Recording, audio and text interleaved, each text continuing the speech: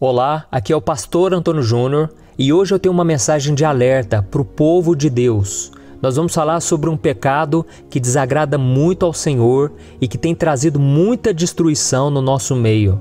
É o pecado da imoralidade sexual. Eu vou te mostrar alguns exemplos do que o pecado pode fazer na vida do crente, na vida daquele que até mesmo é firme com Deus, porque todos nós estamos sujeitos a cair em tentações. Existe até uma frase que diz que os maiores santos estão sujeitos a caírem nos piores pecados. Então nós nunca podemos achar que estamos livres de cair nesse pecado da imoralidade sexual, mas nós devemos todos os dias vigiar e orar. Amém? E para nós começarmos essa mensagem, vamos meditar no exemplo de Davi. Davi era um homem de Deus, um homem consagrado ao Senhor. Deus o honrou e colocou ele como o rei de Israel. Um homem que tinha tudo a seu dispor, um homem que podia fazer o que quisesse, ele mandava e desmandava. Mas isso subiu ao coração dele e ele um dia, ele estava passeando pelo palácio, ele não quis estar na frente da batalha e é aí que eu já começo a ver o problema, é aí que o inimigo começa a trabalhar. Quando nós estamos cheios de si, quando nós não queremos mais pagar o preço, não queremos mais nos esforçarmos, lutarmos, nas batalhas do dia a dia, e nós começamos a achar, eu sou filho de Deus, eu mereço um tempo de descanso, um tempo de refrigério, Deus sabe o quanto eu lutei nesses últimos anos, e a gente começa a ficar com esse pensamento, E Davi decidiu não ir para a frente da batalha, não lutar mais. E ele estava passeando numa bela tarde, e de repente ele viu pela janela uma mulher tomando banho. Naquela hora, o coração de Davi bateu mais forte, porque aquela mulher era muito bonita. E aquilo que ele estava vendo era algo incomum, era algo escondido. E tudo que é proibido é mais gostoso. Então Davi, naquela hora, ele ficou olhando e olhando aquela mulher. E esse é o outro problema. Uma coisa é você olhar, você sentir atração. Todos nós somos movidos pela aparência. A Bíblia diz isso. O homem vê a aparência, mas o Senhor vê o coração. Então é algo que está dentro de nós. Não é pecado você achar uma pessoa bonita, mas é pecado quando você olha 2, 3, 4 vezes e você começa a cobiçar aquela pessoa. E foi exatamente isso que aconteceu com Davi. Ele viu aquela mulher, achou muito bonita e depois ele mandou trazer essa mulher até a presença dele e ele descobriu que aquela mulher era casada. E então Davi estava tão cego pelo pecado que ele tomou uma decisão. Ele pediu para o marido daquela mulher estar na frente da batalha do exército de Israel, justamente para aquele homem morrer. Davi ficou tão cegado pelo pecado que ele queria se deitar com aquela mulher e ele queria tomar aquela mulher para ele, mas aquela mulher era casada. Olha o que acontece, o pecado ele traz cegueira espiritual. E nós vamos ver a consequência disso, porque depois que Davi mandou aquele homem estar na frente da batalha, aquele homem morreu e Davi se deitou com aquela mulher. E daquele relacionamento nasceu um filho. Só que Davi ele ficou quieto. Depois que ele pecou, depois que ele fez toda essa desgraça, Davi ficou na dele, não contou para ninguém. Mas Deus, o Deus criador do céu e da terra, tinha visto toda a sujeira que Davi fez. Então Deus enviou um profeta para acusar o pecado de Davi, porque a Bíblia diz que Deus, ele nos ama, ele se compadece, assim como um pai se compadece do seu filho. E Deus disciplina os filhos a quem ama. Então Deus levou o profeta Natã, para disciplinar Davi. E quando o profeta Natã chegou até Davi, ele veio contando uma história muito interessante e aquilo fez com que Davi entendesse a mensagem, mas ele não enxergou que aquela história tinha tudo a ver com a vida dele. Tudo que estava acontecendo naquela fase de Davi estava descrito nessa história. E eu vou ler para você. Está lá em 2 Samuel, capítulo 12, o versículo 1 ao 10. Olha o que está escrito. O Senhor enviou a Davi o profeta Natã. Ao chegar, ele disse a Davi: 2 homens viviam numa cidade. Um era rico e outro pobre. O rico possuía muitas ovelhas e bois, mas o pobre nada tinha, senão uma cordeirinha que havia comprado. Ele a criou e ela cresceu com ele e com seus filhos. Ela comia junto dele, bebia do seu copo e até dormia em seus braços. Era como uma filha para ele. Certo dia, um viajante chegou à casa do rico e este não quis pegar uma de suas próprias ovelhas ou de seus bois para preparar-lhe uma refeição. Em vez disso, preparou para o visitante a cordeira que pertencia ao pobre. Então Davi encheu-se de ira contra o homem e disse a Natã: eu juro pelo nome do Senhor que o homem que fez isso merece a morte. Deverá pagar 4 vezes o preço da cordeira, porquanto agiu sem misericórdia. Então Natã disse a Davi: você é esse homem. Assim diz o Senhor, o Deus de Israel: eu o ungi rei de Israel e o livrei das mãos de Saul. Dei-lhe a casa e as mulheres do seu senhor. Dei-lhe a nação de Israel e Judá. E se tudo isso não fosse suficiente, eu lhe teria dado mais ainda. Por que você desprezou a palavra do Senhor, fazendo o que ele reprova? Você matou Urias, o hitita, com a espada dos amonitas e ficou com a mulher dele.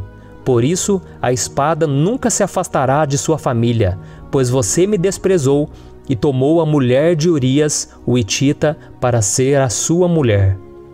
Olha isso, irmãos. Naquele momento, Natã contou aquela história de um homem que era muito rico, ele não precisava de nada, mas quando chegou um visitante na casa dele, ele foi lá na casa do pobre e pegou a única cordeirinha, a única ovelhinha que aquele homem tinha e matou. Naquela hora, Davi ficou com muita raiva e falou: esse homem é muito mau, esse homem merece morrer, pagar 4 vezes mais o que ele fez de errado. Então Natã falou: esse homem é você, Davi. Você tinha tudo a seu dispor, você se tornou rei de Israel.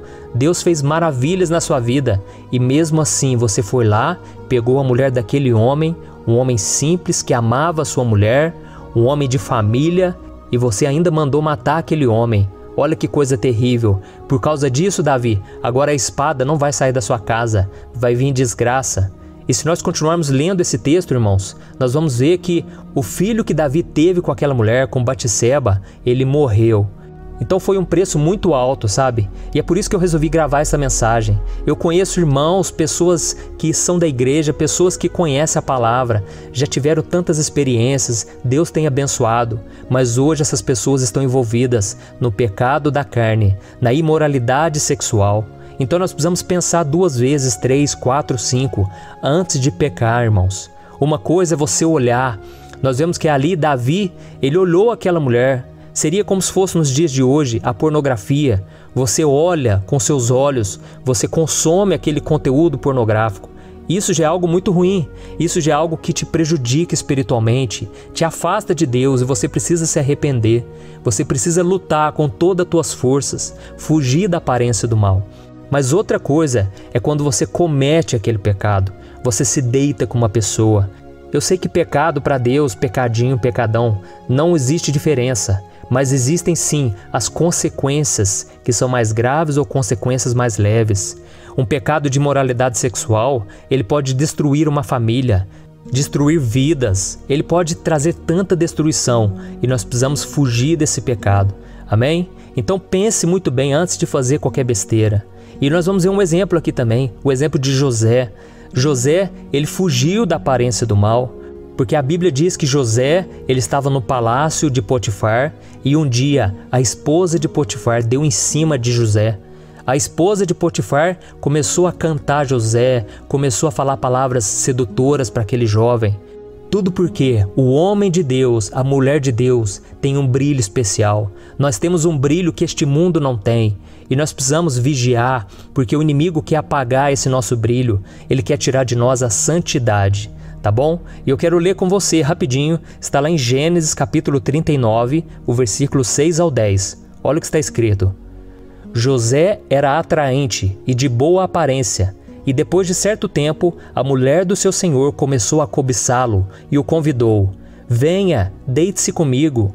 Mas ele se recusou e lhe disse: meu senhor não se preocupa com coisa alguma de sua casa, e tudo o que tem deixou aos meus cuidados. Ninguém desta casa está acima de mim.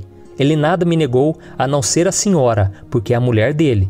Como poderia eu, então, cometer algo tão perverso e pecar contra Deus? Assim, embora ela insistisse com José dia após dia, ele se recusava a deitar-se com ela e evitava ficar perto dela. Olha que exemplo, irmãos! José, ele podia fazer isso porque ele estava longe da casa dos seus pais. José estava numa terra distante, ele estava no Egito, ninguém ia ficar sabendo.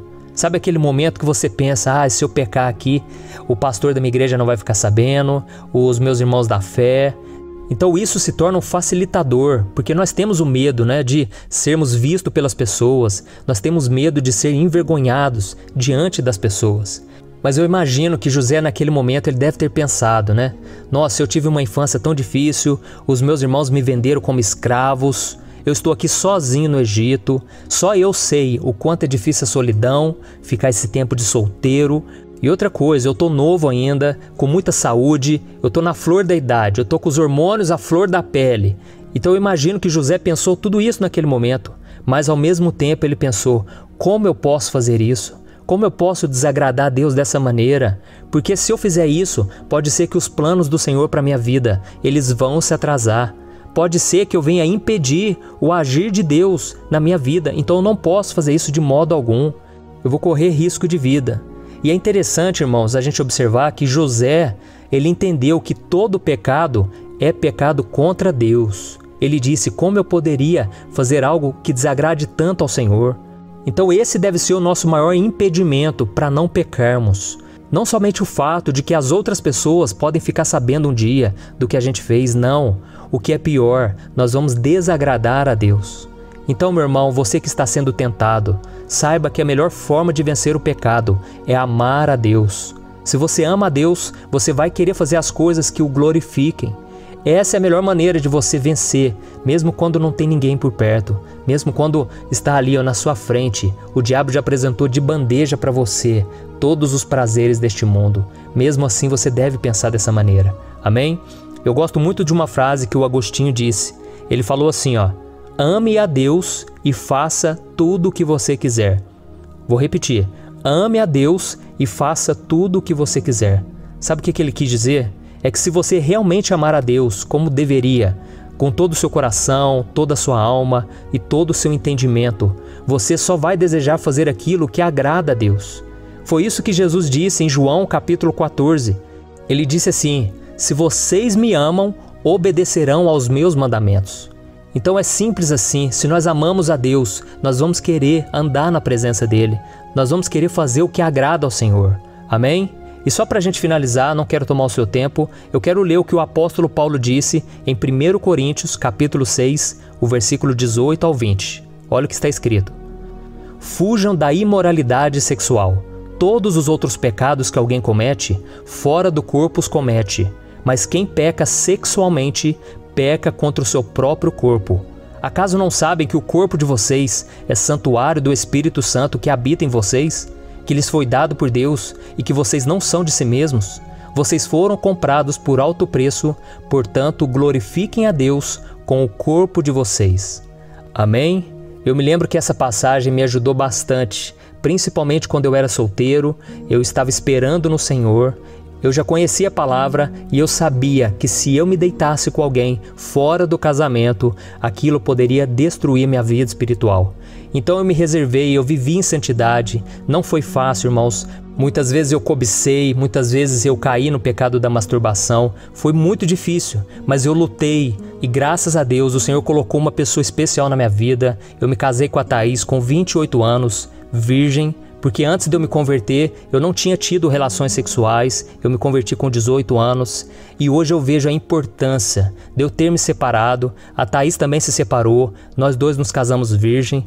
Foi algo que é impensável nos dias de hoje, porque o mundo está tão deturpado, a inversão de valores é tão grande, que hoje se você disser que está esperando no Senhor, pela pessoa certa, para ter relação sexual somente depois do casamento, as pessoas te zombam, as pessoas te criticam, as pessoas não concordam de maneira alguma, mas vale a pena, irmão, servir ao Senhor, vale a pena ser fiel a Deus, porque Deus está vendo. Você pode achar que tudo está sendo em vão, e esperar em Deus não está resolvendo nada, mas saiba que o Deus Criador do céu e da terra, na hora certa Ele vai agir em seu favor.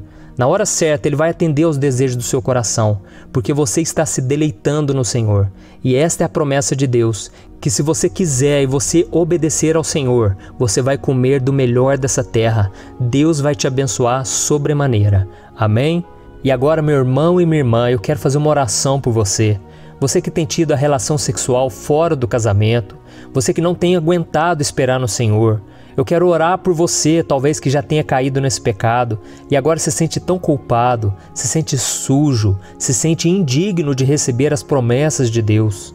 Eu quero te dizer uma coisa, as promessas de Deus, elas são infalíveis. Deus é fiel, mesmo quando nós somos infiéis. Foi isso que o apóstolo Paulo diz. Então, meu querido, receba a graça de Deus na sua vida. Você não merece nada, eu não mereço nada, eu não sou melhor do que você em nada. E eu estou aqui hoje falando para você porque Deus tem sido gracioso, misericordioso comigo. Porque se fosse por mim mesmo, eu já estaria no mundo, eu já estaria desviado há muito tempo. Porque a Bíblia diz que todos nós pecamos, todos nós tropeçamos de várias maneiras. Mas Deus é fiel e Ele não deixará que a gente seja vencido pelo pecado se nós confiarmos nele e buscarmos a presença dele. Amém? Então, se você puder, feche os seus olhos e vamos orar. Senhor, meu Deus e meu Pai, eu me coloco agora diante da Tua presença para Te agradecer, Senhor, porque o Senhor é o nosso socorro, o nosso refúgio. O Senhor não tem pedra nas mãos para nos atacar, para nos condenar. Oh Deus, muito obrigado porque o Senhor quer nos salvar, o Senhor quer nos restaurar, o Senhor quer nos fortalecer para que a gente não caia em tentação. Então, Senhor, eu intercedo agora pela vida de cada um daqueles que estão me ouvindo. Senhor, tenha misericórdia, meu Pai, de homens e mulheres de Deus que talvez estejam na prostituição ou talvez na pornografia. Senhor, como é difícil vencer a nossa carne, mesmo conhecendo a Tua palavra, mesmo orando muitas vezes, nós temos vontade de fazer aquilo que é mal. Senhor, aquieta o nosso coração, acalma a nossa alma, que a gente não seja levado pela emoção, pelo impulso, que a gente não venha dar ouvidos às pessoas que têm malícia no coração, que não querem saber do Senhor. Oh, meu Pai, tantos homens e mulheres de Deus envolvidos em relacionamentos, Pai, que só os afastam do Senhor. Tem misericórdia, Senhor, e nós estamos aqui declarando que seja feita a Tua vontade, não a nossa. Se algo, meu Pai, está nos atrapalhando a buscar ao Senhor, que o Senhor possa tirar da nossa vida. Senhor, nós não queremos mais viver longe do Senhor, nós não queremos mais viver afastados, viver uma vida de pecado, Senhor. Nós queremos viver em santidade de uma vez por todas. Ajuda-nos, ó Deus, a mantermos a nossa fé firmes até o último dia da nossa vida, meu Pai. É em nome de Jesus, meu Pai, que eu oro e eu já te agradeço, porque eu creio que o Senhor perdoou os nossos pecados e que o Senhor vai nos fortalecer a partir de agora, para nós não voltarmos mais a um jugo de escravidão. Em nome de Jesus que eu oro e te agradeço. Amém. Glória a Deus. Meus irmãos, espero que vocês tenham gostado dessa mensagem. Não se esqueçam de compartilhar com seus amigos e me siga também nas redes sociais. Que Deus te abençoe.